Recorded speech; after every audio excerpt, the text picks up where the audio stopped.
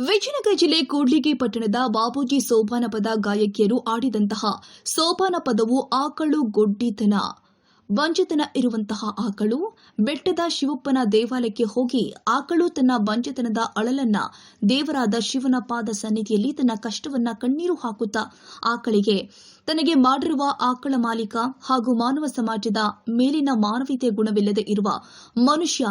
ಧಾನ್ಯಗಳಲ್ಲಿ ಬೀಸುವ ಕಲ್ಲಿನ ಹಿಟ್ಟನ್ನ ಬೀಸುವಂತಹ ಸಂದರ್ಭದಲ್ಲಿ ಆಕಳು ಬೀಸಿರುವ ಧಾನ್ಯಗಳ ಹಿಟ್ಟನ್ನ ತಿನ್ನಲು ಹೋದ್ರೆ ಬಿಸಾಕಲು ಗೂಟದಿಂದ ಗೊಡ್ಡಿ ಆಕಳು ಅಂತ ಹೊಡೆದರು ಶಿವನೇ ಎಂದು ಹೇಳಿಕೊಳ್ಳುವ ಇನ್ನೂ ಕೆಲವರು ಹಕ್ಕಿ ಕುಟ್ಟ ನತ್ತಲ್ಲಿ ಅಕ್ಕಿ ತಿನ್ನಲು ಹೋದ್ರೆ ಕುಟ್ಟ ಒನಕೆಯಿಂದ ಬಂಜಿ ಎಂದು ಹೊರಗೆ ಓಡಿದಾರೋ ಶಿವನೇ, ಕುಂಟನ ಕೊಡು ಶಿವನೇ, ಕುರುಡನ ಕೊಡ ಶಿವನೇ, ಬಂಜಿ ಎಂಬ ಸಲ್ಲ ಬಿಡಿಸಯ್ಯ ಸಂಗತಿಯ ಸನ್ನಿವೇಶದ ಸೋಬಾನ ಪದ ಮನುಷ್ಯನ ಹೃದಯದವು ಕರಗುವಂತೆ ಹಾಡುತ್ತಿರುವ ಬಾಬೂಜಿ ಸೋಬಾನ ಪದದ ಗಾಯಕಿಯರ ಹಾಡಿರುವ ಪದವನ್ನ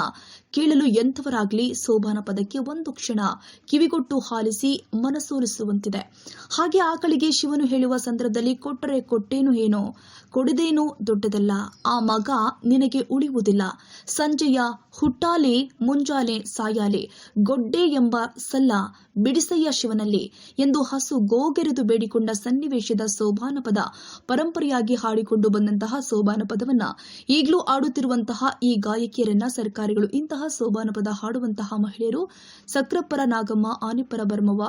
ತೆಳವಾರ್ ನಾಗಮ್ಮ, ಶಾಂತಪರ ಗಂಗಮ್ಮ, ಸಕ್ರಪ್ಪ ಪರ ಮಲ್ಲಮ್ಮ, ದಾದಪ್ಪ ರೇಣುಕಮ್ಮ, ಐನಾರ್ ಮರಿಯಮ್ಮ, ಭಜನೆ ಬೆನ್ನಳಮ್ಮ,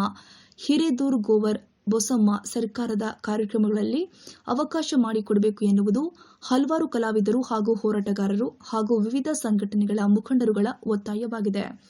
ವರದಿ ಕೆ ತಿಪ್ಪೇಸ್ವಾಮಿ, ಕೂಡ್ಲಿಗಿ, ನವಕರ್ನಾಟಕ ಟಿವಿ.